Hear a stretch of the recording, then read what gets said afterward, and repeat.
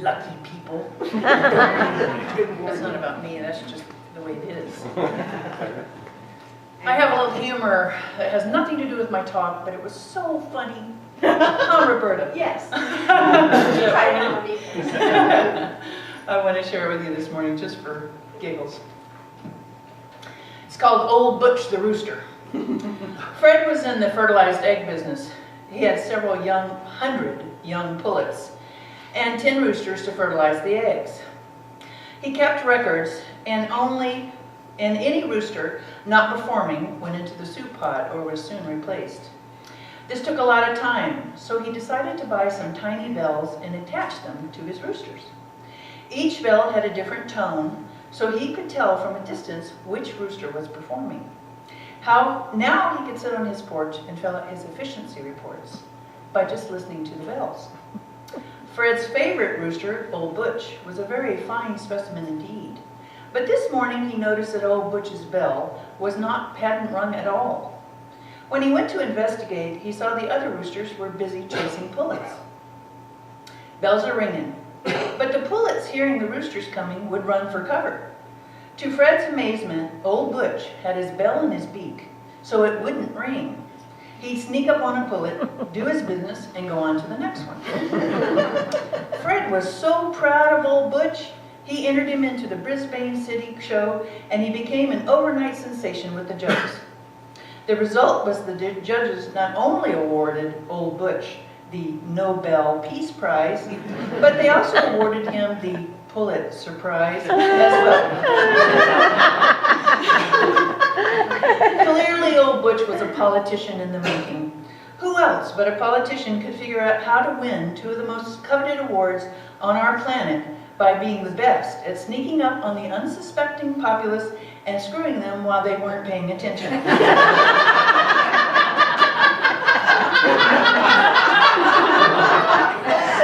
The moral to the story is vote carefully in the next election. You can't always hear the bells. I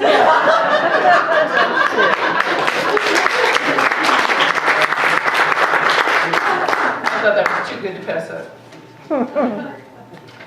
So my talk, I'm going to add a little bit to yours, Tim. My first statement is that divine order is obvious. We know that our sun is barreling through the cosmos at an astonishing 230 kilometers per second as it heads toward the center of the galaxy and then makes its return, which we just experienced December 21st, 2012, when it starts to head back on its route. And we know that our amazing planet orbits that sun at 360 degrees while that thing goes through the universe at 230 miles per second.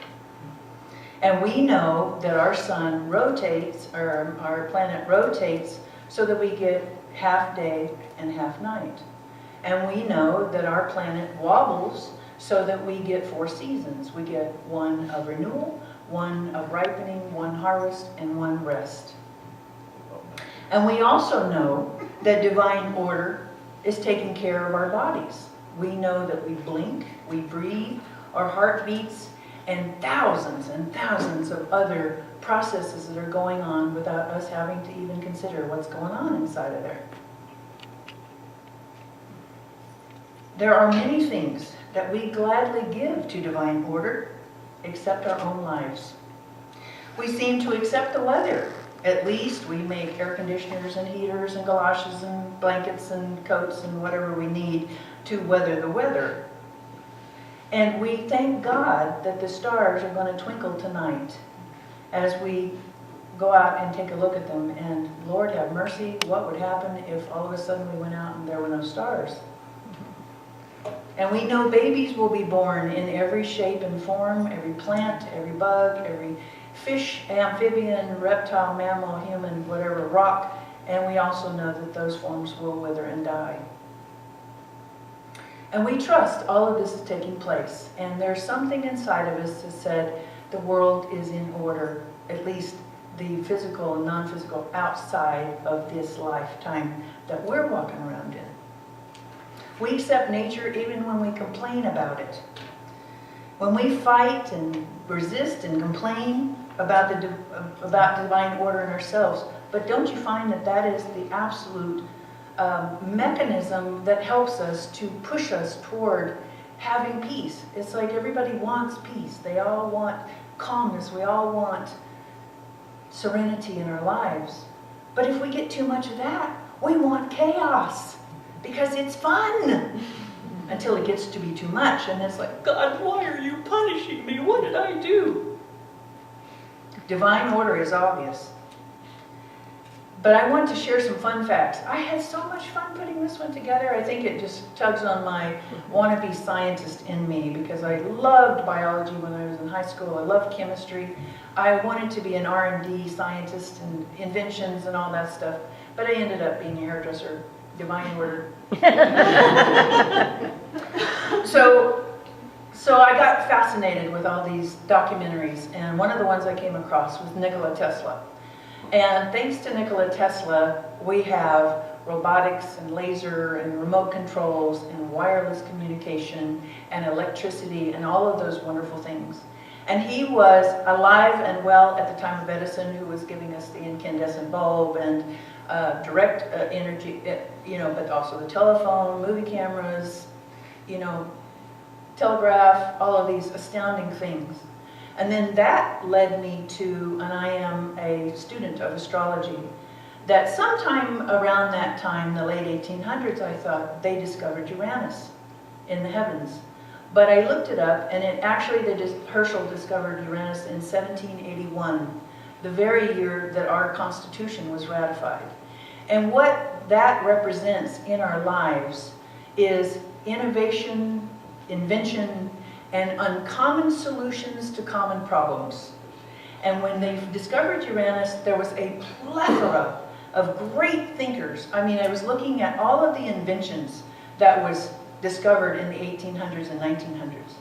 And toward the end of the century, toward the turn of the century, all of a sudden, here we have Tesla and Edison and Henry Ford and all of these great minds that transformed the way we live in the course of a few decades.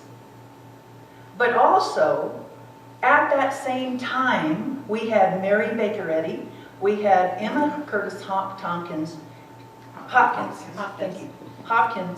and Madame Blavatsky, and all of these other amazing spiritual thinkers, including Ralph Waldo Emerson and Ernest Holmes.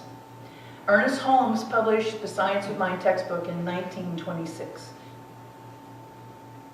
Let me find my place. I went. It's a very Uranian day today. But also, another bit that I came across that was so exciting, at that same time, author Conan Doyle was publishing his stories about Sherlock Holmes. And the stories of Sherlock Holmes implanted in these generations, thousands of young readers who decided that they wanted to become detectives, and forensic science was born in order to solve crimes. I mean, the turn of the century was so ripe with these amazing, amazing thinkers, including New Thought. Is that not divine order? I mean, the correlations of that? So, and one more little thing, a story that I wanted to share with you in terms of my argument toward divine order, was I saw a movie recently called A Dolphin's Tale. And if you haven't seen it, it's a charming little story of a little dolphin who washed up on the beaches where I came from, Clearwater, Florida. And she had gotten her tail wrapped up in a crab pot, and her tail was so badly damaged it became infected, and they had to remove it. So the humans, the kind, sweet, darling people that we are, wanted to save her. And so they actually created a prosthetic tail for her, because right over across the bay in Tampa is MacDill Air Force Base, and there was a scientist who was working there who created prosthetics for human beings for war victims, and decided to make her a prosthetic tail.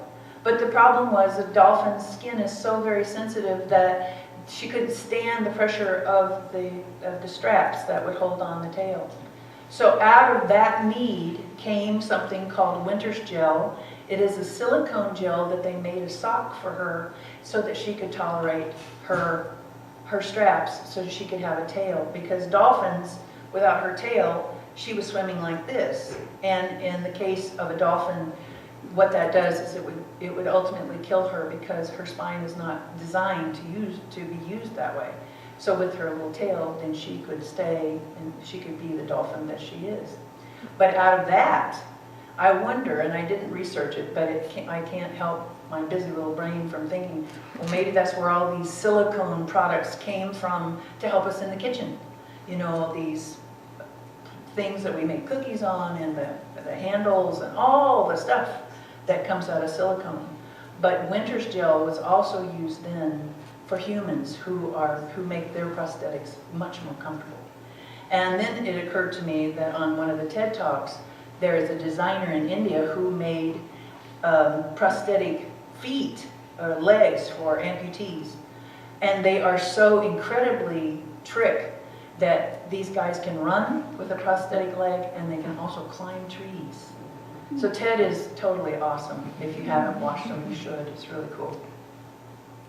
So then that comes back. Oh, and the other one more piece was that here we are 70 years since Tesla died. He died in 1943. And his dream of us having free electricity is on the cutting edge. We are so close to having free electricity. This is wireless electricity. We was talking with a friend the other day, Mike Cook, that many of you know, and he said we are so close that we are just about ready to have a little modem in our homes that will pull free electricity out of the air to power an infinitesimal amount or infinite supply of electricity is in the actual air that we live in, and we're going to be able to access that wirelessly. So we'll only be paying PG&E for the modem. And then can you imagine if we all have electric cars, we'll never have to go to the gas station again. And for me, I'm like, no more cords to trip over? I mean, it's going to be a hairdresser's dream. So then that comes back to, I hope I've made a good pointer to divine order is obvious. So, let me find my place again. So then what about us? What about the insanity that we see on the news? What about things that happen to us that are not very pleasant? We have financial issues, health issues, relationship issues, all of that stuff. What about that? Well, you know, it occurred to me that in my own lifetime, and I'm 60 years old, that my grandmother, my grandmother was born in 1906. And so, and Ernest Holmes was born in the 1880s. But Mary Baker Eddy she was born early in the 1800s, 1831, and died when my grandmother was born. So New Thought was just beginning to get a toehold during my grandmother's lifetime. And I was fascinated. I was reading Ernest Holmes' bio. 2,800 people would show up to hear him talk on a Sunday. Can you imagine? Wow. And so divine order said, this is an idea whose time has come. These human beings have evolved to the point where they're ready to know that they are God. And so let's give it to them. But our parents